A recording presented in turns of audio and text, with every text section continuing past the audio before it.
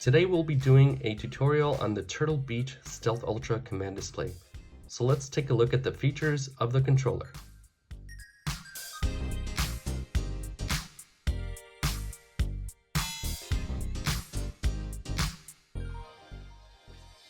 Alright, so in order to access the command display menu, hit the plus button here at the bottom center of the controller. Then you'll see two letters, Y and A, pop up here. On the right side, you'll also notice, maybe barely, is the EQ and the microphone settings if you have a headset. So we'll go and press Y now to check the next settings. Now, in this mode, we have Connect,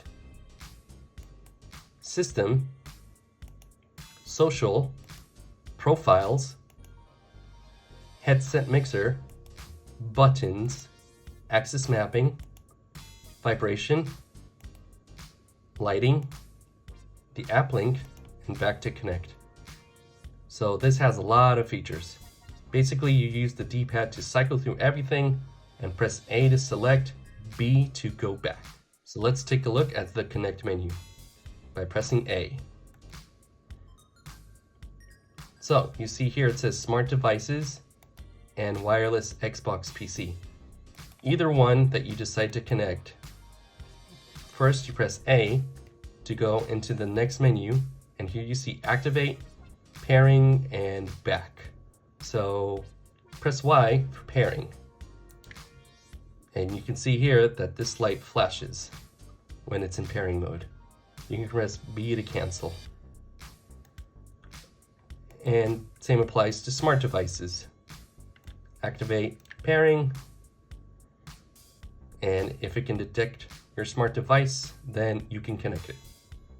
Alright, now we're at System, and the system features Firmware, Calibration, Screen Brightness, LED Brightness, Screen Timeout, Sleep Timeout, Power Mode, Charging LED, Social Alert Color, and resetting everything to default. So let's take a look at the firmware. Right now, it's on version 1.0.7, and as it says here on the screen, it says connect to app to update, which you would connect through the PC app. Next, calibration. So this is used to recalibrate your sticks back to their dead zone. So you would rotate them. Calibrated, it's all set. And if you notice how it kept constantly flashing, that's when you know it's in calibration mode. So now we'll go to triggers, and it says pull. So hold them both down, and automatically it says calibrated. That's all you do. Go back to the previous menu. Now we'll take a look at screen brightness. For screen brightness, press A, and then you see here 10 levels of screen brightness. So as you can tell, it gets darker when you go down to 1. And right now I'm at max settings, of course, to make sure you guys can see the display as best as possible. Press B for back. Now we're going to move on to LED brightness. And of course, that's for the RGB here on the sides. Also 10 levels of brightness.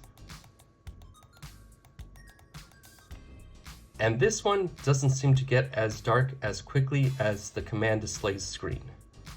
But going back to level 10, once again, there's 10 levels of brightness that you could do to change the RGB LED brightness. All right, moving on to the screen timeout. And this is for the command display screen, where it can turn off, and you can decide between 5 minutes, here's 1 minute, all the way up to 10. By default, it is on 5. And then you have sleep timeout, which puts the entire controller, everything, the RGB, the command display, all the functions to sleep. So you can also select between 10 minutes to 1 minute. Or actually, pardon, 0. So you can select from 0 timeout all the way up to 10 minutes. Now we're moving on to power mode. Here you see it's on full power, meaning, that it's using the full battery. Balanced here, it's basically a mix of the next mode and full mode, which is echo. So the more power of the power mode that you use will also determine the brightness of the screen. So once again, here you go with full power, balanced, echo for low power mode, and custom. You can select how much power you'd like. Back to full. All right, let's go and move on to the next feature, charging LED. So this gives you also 10 levels, all the way even down to 0 for the charge LED. So that can also help you determine when it's charging how much of the brightness of the pad will show while it's in the charging state. All right, now moving on to social alert color. And depending on the social app, you have these different colors. Red could be, for example, Instagram, blue can be Facebook, and purple can be TikTok. So it depends on what you prefer. Now here is the social profile. And for the social profile, basically you can select whichever app you'd like to use, depending. It's a 0 of 0, but whatever apps you install in it, which is connected, I believe, through your smartphone, you can access alerts. So just check the instruction manual for more information on that. As like I said, me personally, I don't really use it, so if it's a feature that you prefer and I haven't showed it, my apologies. All right, moving on to profiles. Now most controllers have between 3 to 4 profiles, and this has a total of 10, which is unheard of. That's a really nice feature. You would figure maybe many people might use this controller for different types of games, but most likely it's geared to people that play different types of games. Could be fighting, strategy, racing, or first-person shooters. So this is a lot of profiles that this controller features. It's really nice. And here you have the headset mixer. My headset in particular is actually USB based, so I'm sorry that I'm not able to show the feature of the headset mixer. And now we're here at buttons. So we'll go ahead and select buttons. And here, there's already a pairing mode. So you can see here P1, P2, P3, P4. They correspond with the back of the controller here, P1, P2, P3, P4. So if we start P1 and you press A, you can select which button you would like to map to it. So some of the buttons, that you can map: A, B, X, Y, left trigger, right trigger, left button, right button, which would be the shoulder buttons, left stick button, right stick button, even the D-pad. That is pretty surprising. D-pad up, D-pad down, D-pad left, D-pad right, the Pro Aim feature, which helps you aim better during first-person shooters. And we'll go ahead and use X to map it. Press B so you can go back after you select which button you want to map. So now with P2, I'll go ahead and choose Y. So I'm at RT, move all the way here until I'm at Y, press B, boom, automatically programs it.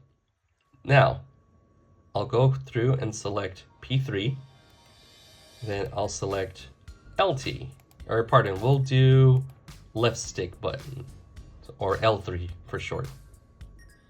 Press B to go back, selected, then we'll do P4 and do right stick B or R3.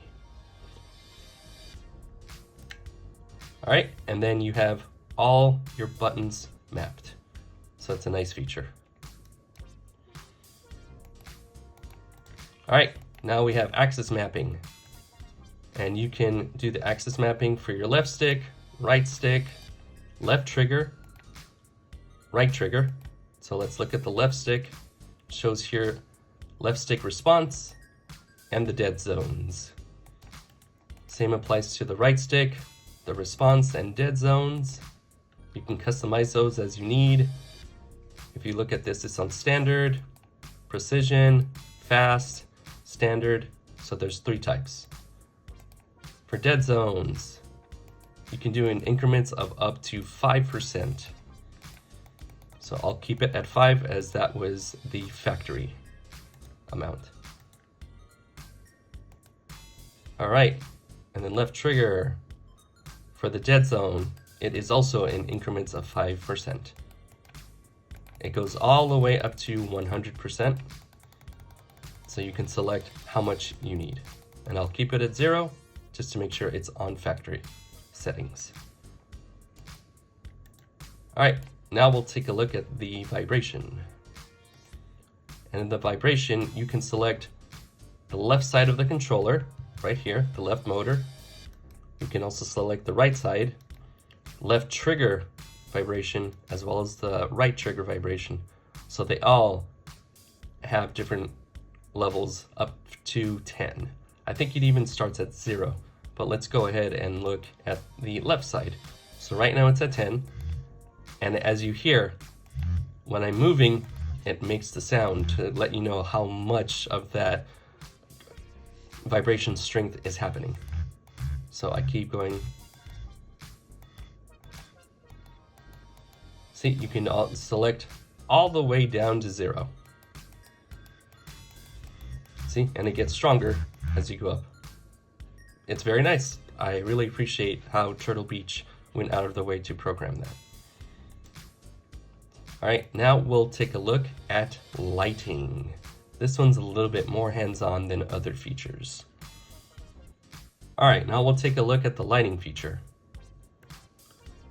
So here you have the color, effects, FX speed, back to color. The lighting mode is a little more involved than other settings. So let's go ahead and select color. And there are 2 pages worth, so to speak, of colors that you can select from. So you have solid colors here and different shades of colors. So there's a lot of customization for the colors. And then for effects, as I had gone through the review, you have the color cycle, linear pulse, dynamic, static, breathing, and then back to color cycle. So just look at the review on the timestamp and you can see how the RGB light looks when you use the controller. All right. Now we're going to affect speed. And you can choose if you want slow speed, medium, or fast, depending on, say for like the color cycle, it'll determine how fast the color changes on the controller. So I'll choose fast. All right, and then we're back to color. Now let's go to the previous screen. Now app link. Now this is for the app that you install on your Android or iPhone. And then you press A to activate, B, and it'll search. Once you do, press Y for pairing, and it'll pair.